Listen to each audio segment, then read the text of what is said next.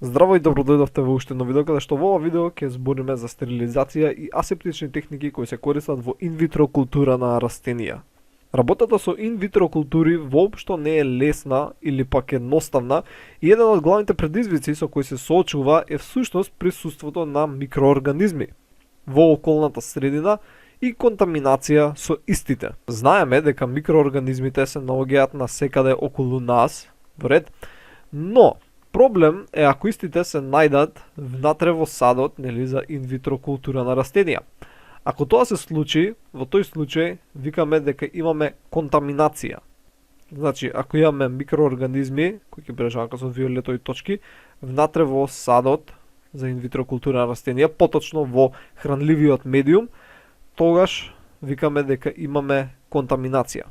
И овие микроорганизми главно нели се бактерии или пак габи, а често и вируси. И овие микроорганизми ги искористуваат хранливите материи нели на медиумот. Така, значи, една карактеристика е да искористуваат хранливи материи. Друго, продуцираат токсични материи во околната средина. Така, кој ќе го бележиме со сина боја, значи овие сините топчиња се токсични материи кои се продуцираат, кои придонесуваат за да се промени составот на медиумот. Односно, тие токсични материи може да влезат во интеракција со некои органски соединенија, кои нели се нормален дел од медиумот, и да ги видоизменат. Исто така ќе влезат во интеракција со коренот, така на растенијето, и ќе предизвикаат проблеми. Исто така, овие микроорганизми ослободуваат и доста кисели соединенија, кои учествуваат, односно допринесуваат за намалување на pH, значи се намалува pH вредноста на медиумот, и исто така дури создаваат и ензими, кои ќе бележам со розевкаста боја, кои деградираат различни растителни метаболити. Вред, значи ензими кои деградираат метаболити и некои други штетни ефекти. И поради овие работи, едноставно овие растенија не би можеле да обстојуваат во ваков медиум. Растенијето многу брзо би изумрело. И ако една култура е контаминирана, таа веќе не може да се користи за понатамошна мултипликација. Вред, таа мора одма да се отстрани, бидејќи од нејзе може да произлезат контаминации на другите култури, или кога се врши манипулација со истите, може да се прошири контаминацијата. Значи, кога се појави контаминација, тој сад одма се праќа на автоклавирање.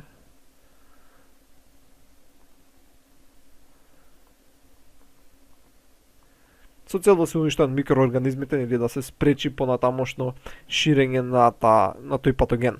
Односно, не мора да е патоген, едноставно да биде некој микроорганизам кој едноставно ќе го искористува хранливиот медиум и ќе ја намали успешноста на тоа растение. Од се ова можеме да заклучиме дека контаминацијата е многу неповолна, односно би имале големи загуби не само на материјали, така не само на ресурси, него и на време, бидејќи за да израсте едно растение треба прилично долго време. И сега треба целото да го фрлиш. Значи, си изгубил многу време, си изгубил многу ресурси и поради тоа една од главните работи во инвитро култура на растенија е работа во стерилни, односно асептични услови, со цел да се избегне каква била контаминација од микроорганизми. Значи големи загуби на ресурси, време, односно на пари. Одека ставив две слики колку да видите како изгледа контаминација. Гледате, има некое си некротично ткиво, во основата на долната слика имаме мувли, и како ќе изгледа контаминацијата зависи од микроорганизмот. Но главно нели се приметува со голо око дека нешто не е во ред.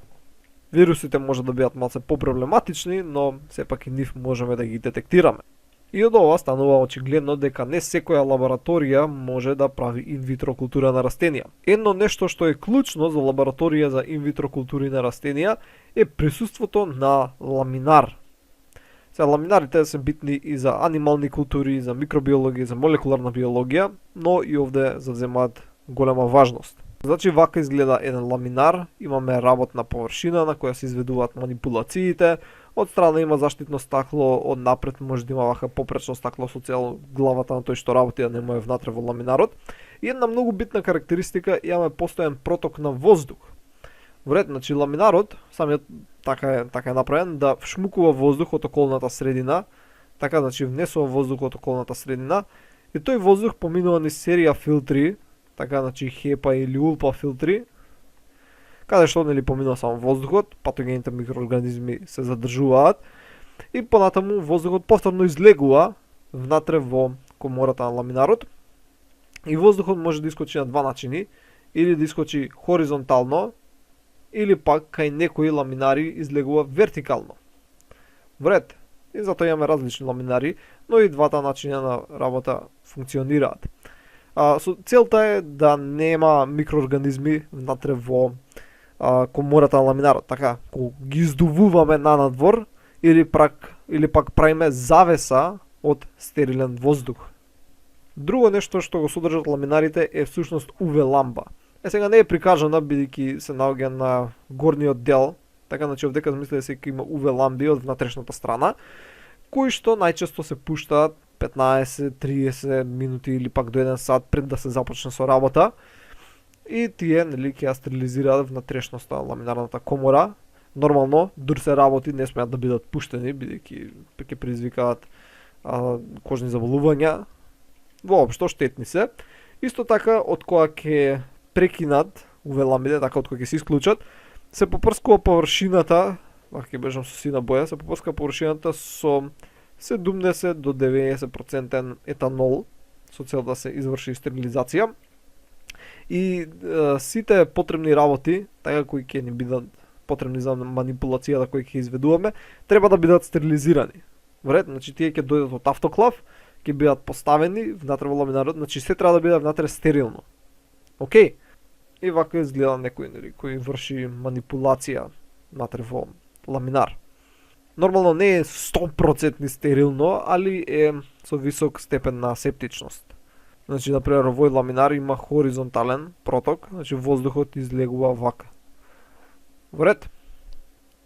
Значи, тоа е едно нешто што мора да располага лабораторија за инвитро култури. Друго нешто што е потребно е клима комора. И мислам дека името е само објаснливо, едноставно тоа се комори во кои се контролира у наводници климата. Значи се контролираат различни параметри како температура, влажност, време на осветлување, односно фотопериодизам, бранова должина на светлината и така натаму. Главно се како лево сликава, како големи фрижидери или пак како помали фрижидери, но во некои големи компании можеме да сретнеме клима комори кои се со големина на цели соби. Вред?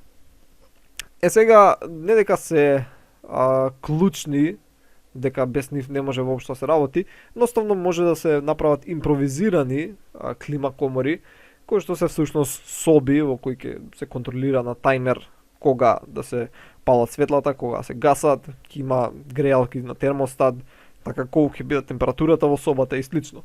Значи не мора да се иде до толкав степен на софистицираност, но сепак би помогнало. Во ред, значи имаме повеќе методи на стерилизација. Прво е автоклавирање, односно влажна стерилизација, која наликува всушност на стерилизирање со помош на експрес-лонец. Имаме сува стерилизација, која просто кажано е всушност стерилизирање со помош на релна. Филтрација, само објаснливо, исто така и стерилизација со хемиски средства или пак со UV зрачење. Сега ќе ги разгледаме сите овие малце подетално. Во ред, ќе започнеме со автоклавирање. Односно, овдека ово што го имате на сликата се автоклави. Овие првите два, овој и овој се постари модели на автоклав, додека овој десно е некој си понов модел на автоклав. Но главната идеја со автоклавирање е всушност да добиеме водена пареа која ќе има многу висока температура. Значи при нормални услови, при 1 атмосфера, водената пареа не може да постигне температура повисока од 100 степени Целзиусови. Така, значи тоа е максималната температура при 1 атмосфера. Вред, но 100 степени Целзиусови не е доволно за успешна стерилизација. Ние сакаме повисока температура. Поради тоа се користат автоклави во кои под притисок, така, значи може да се зголеми притисокот на неколку атмосфери. Ја ќе бележам 3, така ќе бележам 3 атмосфери, каде што при 3 атмосфери можеме да зголемиме температурата на водената пареа. И на пример може да се постигне температура од, не знам, 140 степени Целзиусови.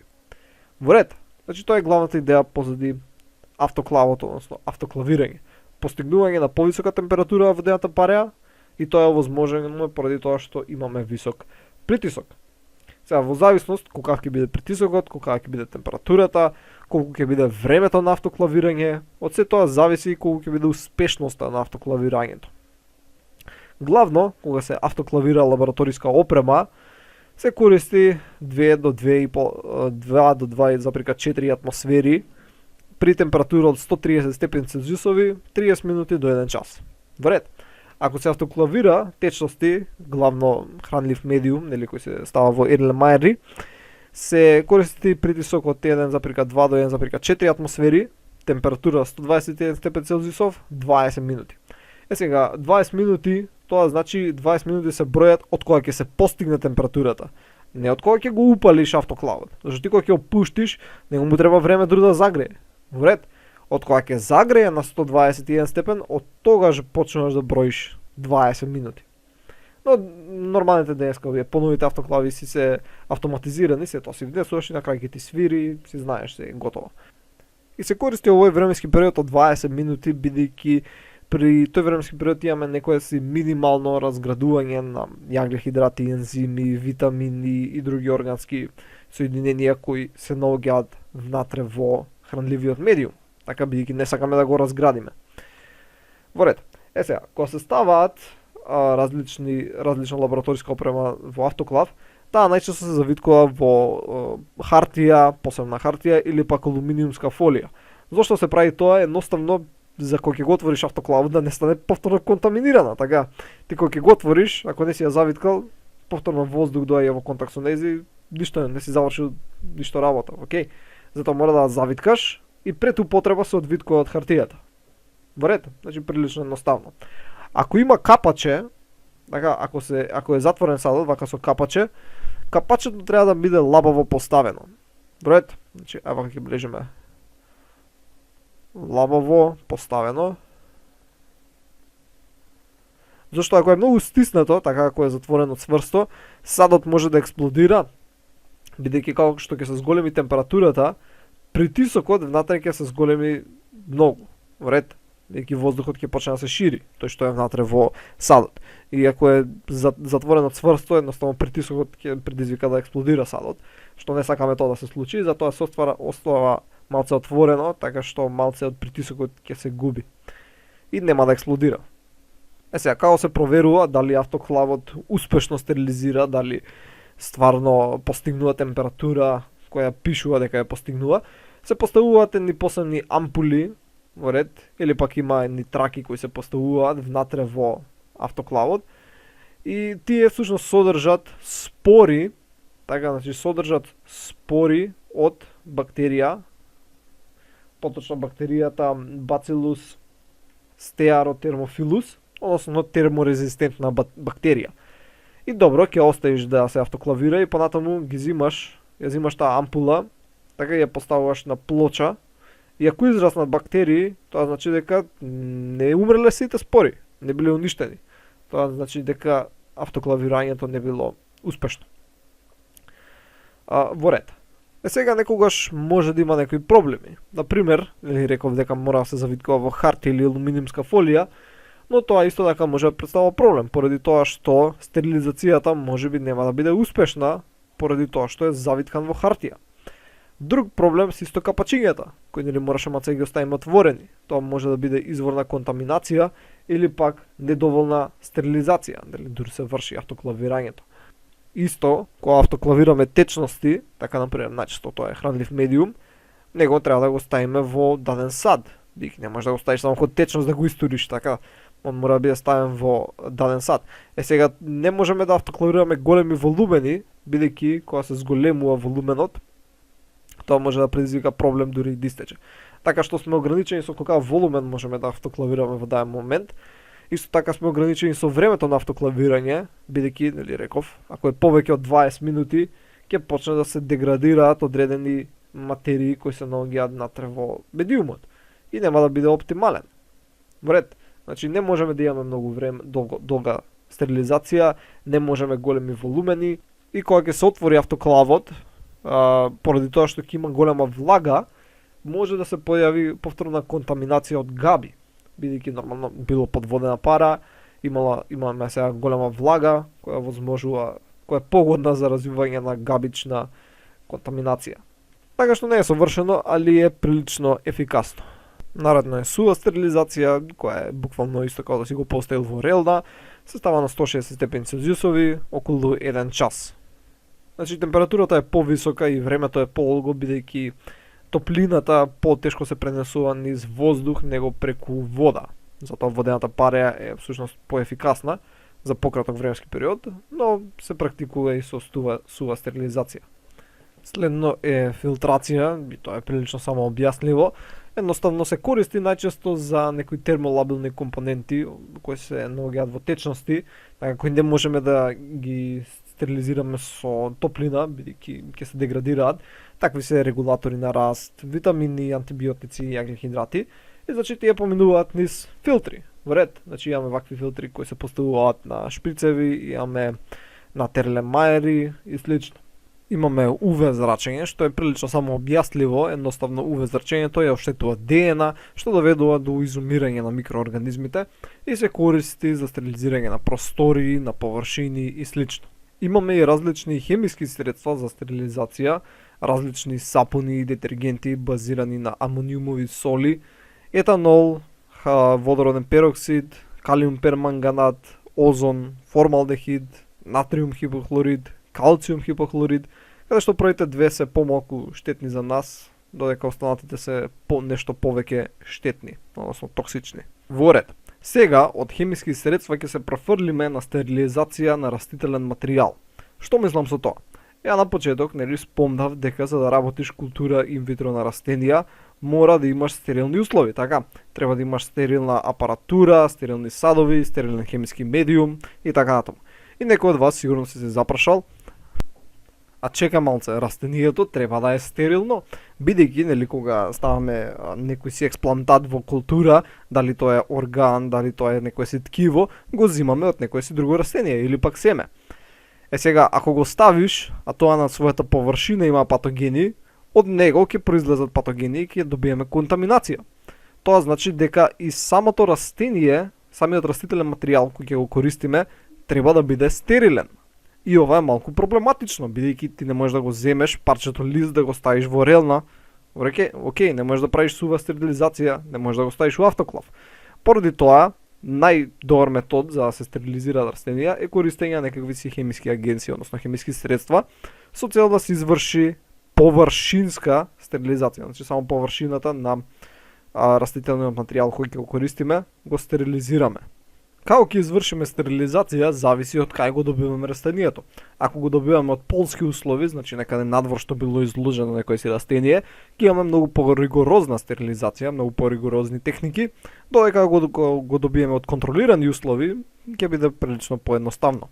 Значи ако го земеме од полски услови, главно сакаме да избереме некои ткива кои се наоѓаат во внатрешноста на растението, но ако тоа не ни е достапно или тоа не ни е од интерес, можеме да земеме гранчиња, така, каде што тие гранчиња ќе ги одгледаме во некоја си поконтролирана средина, во ред, значи ќе ги одгледаме во поконтролирана средина и кога на тие гранчиња ќе се појават апикални пупки, можеме да ги изолираме тие апикални пупки, во ред, и да вршиме понатамошна стерилизација на истите. Исто така, ова тука може да се третира со различни фунгициди, пестициди, така да го одгледуваме, така што ќе се намали бројот на микроорганизми. Додека, ако зимаме некое си растение од контролирани услови, значи под стакленик или пак од клима комора, не од некоја си друга лабораторија или слично, можеме директно само да преминеме на хемиска стерилизација. И сега да видиме само како се одвива хемиска стерилизација. Нормално ова си се протоколи кои си се следат, ова не мора да го знаете на памет, едноставно само нека ќе разгледаме колку да имате општ увид како тоа би одело. Значи зимаме семенски материјал или некаков си растителен материјал, тој кој сакаме да ни биде експлантат. Например, овдека во овој случај се семиња, затворени се во една крпче, всушност газа, и се ставаат првично во етанол 76%, 30 до 60 секунди, не подолго, бејќи ќе настане уништување.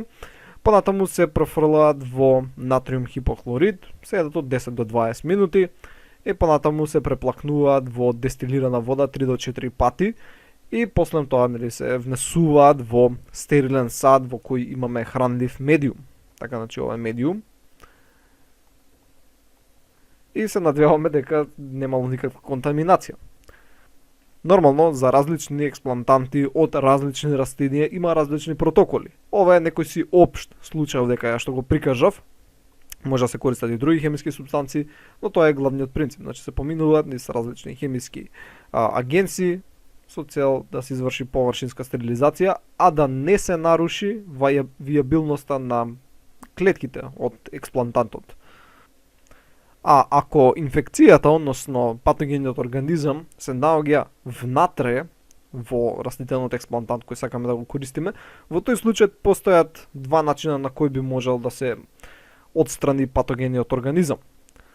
Значи може да се изолирање на апикален меристем и од него да се регенерира цело растение, или пак да се користи големо количество на антибиотици во подлогата. За вирусни инфекции, така бидејќи вирусите се наоѓаат внатре во растителниот материјал, се користи изолирање на апикален меристем од растенијето од интерес, па регенерирање на растенијето, па понатаму зимање на соодветен експлантат. Додека ако е бактериска, во тој случај може да се користат и антибиотици.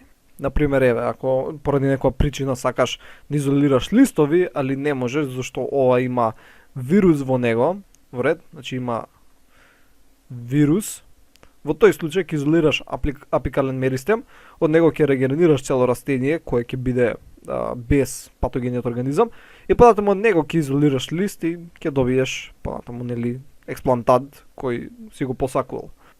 Во ред. Тоа беше главно се за ова видео, се надам дека научивте што ново и ќе се видиме во наредното видео.